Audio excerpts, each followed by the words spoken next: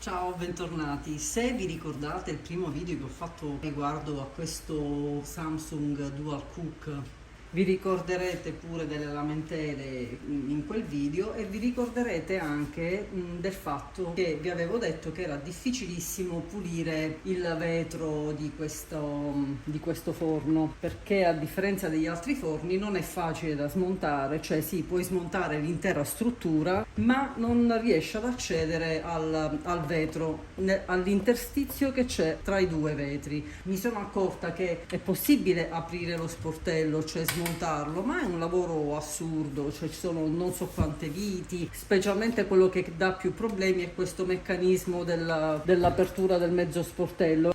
È quella la vera problematica, ma guardando questi video mi sono accorta di una cosa di cui mi vergogno di non essermi accorta prima, perché è veramente banalissima. E infatti ho già provveduto. C'è un modo molto semplice per pulire la parte sotto del vetro, cioè la parte sotto dello sportello, cioè questa parte che ho già pulita ed era molto sporca. Non si può fare allo stesso modo nella parte superiore, ma cercando di fare tutti questi tentativi mi sono accorta che il vero danno in questo vetro è nella parte interna. E qua adesso ve lo faccio vedere, si vede meglio se metto un foglio sotto, così ve lo faccio vedere in trasparenza. Allora, già così si nota. Se metto il foglio sotto si vedono perfettamente queste macchie. Io ho cercato di pulirle in tutti i modi possibili e immaginabili, con prodotti adatti per il forno, con la mistura di bicarbonato e aceto, bicarbonato e succo di limone e basta, di tutto e di più. Ho messo pure lo Chanticleer e l'ho lasciato agire, se non che ho ricordato che ai tempi, qualche anno fa, si pulivano i vetri dei cellulari con una pasta abrasiva e si toglievano i segni superficiali, le piccole righine. Che ho pensato che la pasta abrasiva che tutti noi utilizziamo almeno 2 o 3 volte al giorno è il dentifricio, e ho voluto provare in ultima analisi, proprio prima di mollare, di comprare lo sportello, perso per perso, ho detto vabbè, ne provo con il dentifricio e vediamo come viene. Prima vi faccio vedere come ho pulito la parte sotto del vetro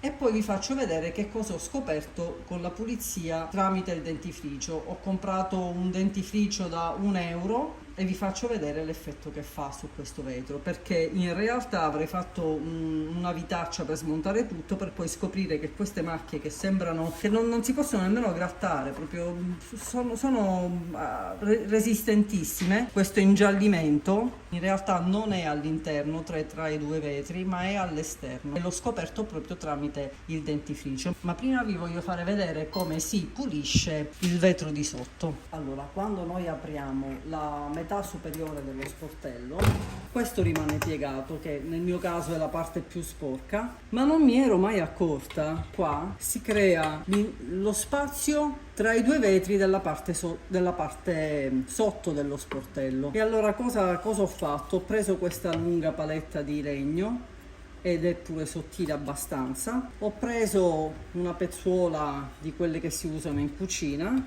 l'ho avvolta in questa paletta, cercando di creare lo spessore giusto che mi permettesse di farlo scivolare. E mi raccomando, se fate questo lavoro tenete la pezzuola da un'estremità, perché se vi scivola all'interno poi sono cavoli per poterla tirare fuori. E allora si inserisce questa paletta e tenendo la pezzuola si fa passare. Sposto la telecamera così vi faccio vedere meglio. Si inserisce quindi la spatolina, dai che si vede bene, e la si fa scivolare prima sul vetro che dà all'esterno e poi sul vetro all'interno. Non verrà una pulizia fantastica, non sarà super perfetta, ma vi garantisco che io ho tolto così tutte le macchie, tutte le gocce che si erano infilate dentro lo sportello e che non capivo come ci andassero a finire, perché non avevo mai fatto caso a questo spazio enorme. Sono almeno 2 centimetri, quasi 3 centimetri di spazio tra i due vetri, cosa che non avevo mai notato. Purtroppo questo lavoro si può fare, come vi dicevo, solo nel vetro di sotto, perché nel vetro di sopra, nel momento in cui lo si apre, questa parte, questo interstizio che c'è anche sopra, si chiude e lo sportello non si può aprire a metà quando è completamente spalancato, quando è completamente abbassato, quindi non si può fare. Una volta che abbiamo passato la pezza bagnasciuga, lo potete fare anche più volte questo lavoro. Si avvolge una pezzuola per asciugare, mi raccomando a tenerla sempre da un'estremità se no la pezza scivola dentro, e si asciuga. Ripeto, non sarà impeccabile, ma garantisco che io ora riesco a vedere attraverso il vetro e io sono molto contenta di questa cosa, così si vede meglio. Adesso vi faccio vedere come funziona il dentifricio nella parte macchiata di sopra.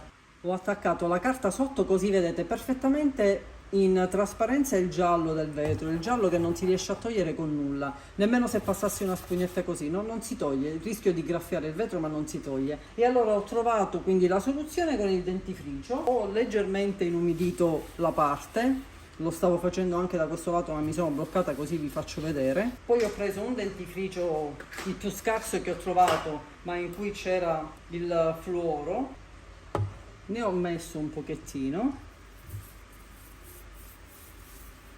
l'ho spalmato così con le dita su tutta la parte che io vedo gialla, ma penso si veda bene anche in video. Poi ho preso una spugnetta come questa, che è quella spugnetta metallica ma per le pentole, credo che sia più delicata rispetto ad altre di questo genere, e con grande delicatezza senza premere troppo e con movimenti circolari ho fatto vari passaggi per parecchi minuti.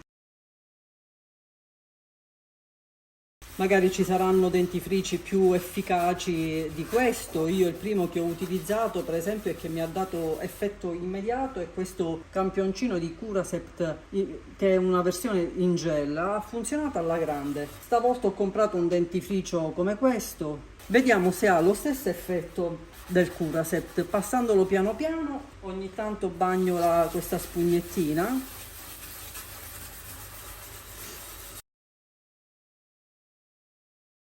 E vi ripeto, non c'è stato nulla, non c'è stato prodotto che mi abbia aiutato a pulire questo vetro. Magari c'è una soluzione molto più rapida, molto meno faticosa, però io già sento con la spugnetta che una parte si sta levando. Ci vuole un po' di pazienza, mi raccomando, non premete forte, insistete un pochettino. Però secondo me vale la pena e fa risparmiare qualche centinaio di euro, perché ancora non ho cercato quanto è il prezzo di questo sportello, ma secondo me qualche centinaio di euro costa. E allora perché non provare con un dentifricio da 99 centesimi?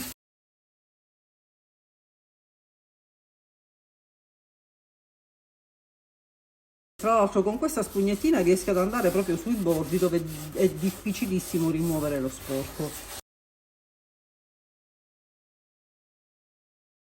Vediamo se sta funzionando, passo la spugnetta e tolgo, direi di sì.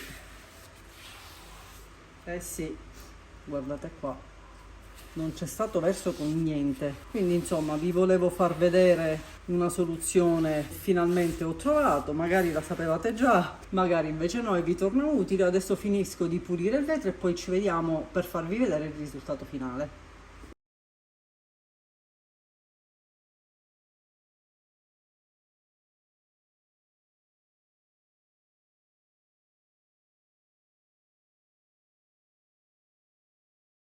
E finalmente dopo 3 anni, credo, riesco a vedere la ventola, riesco a vedere la griglia, riesco a vedere benissimo da entrambe le parti e sono troppo contenta perché l'idea di dover comprare lo sportello per questa cosa avrebbe fatto morire da ridere gli impiegati di Samsung dell'assistenza.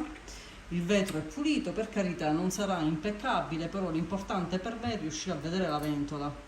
Tra l'altro, a proposito di questa ventola, vi volevo dire che qualche mese fa mi sono accorta che quando accendevo il forno faceva rumore quando la ventola iniziava a girare e quando spegnevo il forno e la ventola si fermava, faceva molto rumore, un rumore metallico. Ho chiamato l'assistenza avvalendomi dell'estensione di garanzia 1 euro, hanno mandato piuttosto in fretta, devo dire, il tecnico tecnico che ha dovuto fare un lavoro assurdo perché ha dovuto togliere il forno dal vano, smontarlo da dietro, smontare la griglia davanti, perché c'è praticamente questa ventola e attorno alla ventola, tutto attorno, sia sopra che sotto, c'è una resistenza. Per qualche motivo, forse per le vibrazioni, forse per il calore, la resistenza si era leggermente, ma proprio di pochissimo abbassata e faceva sbattere la ventola sulla resistenza, creando tra l'altro problemi perché il tecnico mi ha detto che la ventola poteva fermarsi con tutte le conseguenze del caso.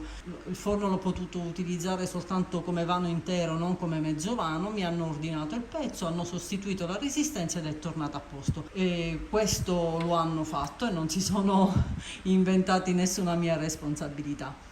E niente, spero che questo piccolo video vi sia tornato utile, magari provate a pulire la parte sotto perché mi sono resa conto che per qualche motivo da me si è sporcata, credevo irrimediabilmente, la parte sopra, ma quella che si sporca più facilmente è la parte sotto, proprio per il fatto che c'è questo interstizio a vista quando apriamo mezzo sportello, cioè tiri fuori la teglia, ti cade qualcosa e va a finire proprio là in mezzo. E una volta scoperto che quella è la parte più facile da pulire, ci vuole veramente un attimo, non dobbiamo smontare nulla, quindi fatemi sapere nei commenti se vi è tornato utile e alla prossima recensione. Comunque, se vi fa piacere, seguitemi per le mie ricette che sono l'argomento principale di questo canale. Ciao e alla prossima!